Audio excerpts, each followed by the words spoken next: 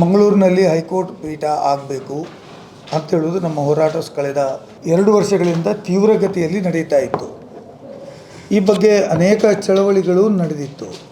ರಾಜ್ಯದ ಮುಖ್ಯಮಂತ್ರಿಗಳಿಂದ ಹಿಡಿದು ಹೈಕೋರ್ಟಿನ ಮುಖ್ಯ ನ್ಯಾಯಾಧೀಶರವರೆಗೆ ನಮ್ಮ ಮನವಿಗಳು, ನಮ್ಮ ಬೇಡಿಕೆಗಳನ್ನು ನಾವು ಕೊಟ್ಟಿದ್ದು. ಈ ಬೇಡಿಕೆಗಳು ಬರೀ ಬೇಡಿಕೆ ಆಗಿರಲಿಲ್ಲ, ಇದೊಂದು ಕರಾವಳಿ ಭಾಗದ ಜನರ ನೈಜವಾದಂಥ ಕರಾರುವಕ್ಕಾಗಿ ಒಂದು ಕಾರ್ಯಕ್ರಮ ಆಗಬೇಕು. ಹೈಕೋರ್ಟಿನ ಬೆಂಚ್ ಮಂಗಳೂರಿಗೆ ಬರಬೇಕು ಅಂತ ಹೇಳುವಂಥದ್ದು ನಮ್ಮ ಬೇಡಿಕೆ.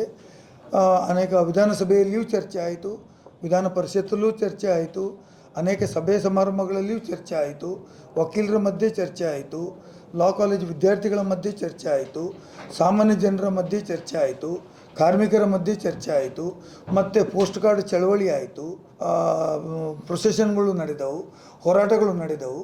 ಇದೆಲ್ಲ ನಡೆದು ಸುಮಾರು 1 ವರ್ಷದಿಂದ ಮುಖ್ಯಮಂತ್ರಿಗಳು ಸರ್ಕಾರದ ವತಿಯಿಂದ ತಾವು ಹೈಕೋರ್ಟ್ ಬೆಂಚಿಗೆ ಸ್ವಲ್ಪ ಅನುದಾನವನ್ನು ಮೀಸಲಿಡಬೇಕು ಬಜೆಟಲ್ಲಿ ಅಂಥೇಳಿ ಕಳೆದ ಬಾರಿ ಬಜೆಟ್ನಲ್ಲಿ ಹಣವನ್ನು ಮೀಸಲಿಡುವ ಬಗ್ಗೆಯೂ ಚರ್ಚೆ ಆಯಿತು. ಆವಾಗ ರಾಜ್ಯದ ಮುಖ್ಯಮಂತ್ರಿಗಳು ಕೂಡ ಒಮ್ಮೆ ನೀವು ಬರಬೇಕು, ನಮ್ಮ ಜೊತೆ ಮಾತಾಡಬೇಕು ಅಂತ ನಾವು ಅವರನ್ನು ಕೇಳಿಕೊಂಡಿದ್ದು.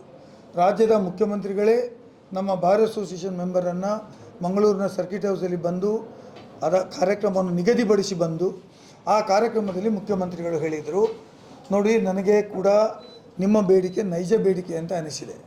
ಮಂಗಳೂರಿನಲ್ಲಿ ಹೈಕೋರ್ಟ್ ಬೆಂಚ್ ಆಗಬೇಕು ಅಂತ ಹೇಳೋದು ಅದಕ್ಕೆ ನನಗೂ ಕೂಡ ಬೇಕು ಅಂತ ಅನಿಸಿದೆ. ಇದು ಒಂದು ನಿಜವಾದಂಥ ಒಂದು ಒಳ್ಳೆಯ ಒಂದು ಯೋಜನೆ ಇದೆ, ನನ್ನ ಸಂಪೂರ್ಣ ಬೆಂಬಲ ಇದೆ ಅಂತ ಮಾತನ್ನು ಹೇಳಿದರು. ಮಾತ್ರವಲ್ಲದೆ ನಾನು ಹೈಕೋರ್ಟ್ನ ಮುಖ್ಯ ನ್ಯಾಯಾಧೀಶರ ಜೊತೆ ಮಾತಾಡಿ ಚರ್ಚೆ ಮಾಡಿ ಇದಕ್ಕೊಂದು ತೀರ್ಮಾನಕ್ಕೆ ಬರ್ತೇನೆ ಅಂತ ಮಾತನ್ನು ಕೂಡ ಕಳೆದ ಒಂದು 4 ತಿಂಗಳ ಹಿಂದೆ ಮಂಗಳೂರಿಗೆ ಬಂದಾಗ ನಮಗೆ ಆಶ್ವಾಸನೆಯನ್ನು ಕೊಟ್ಟಿದ್ದರು.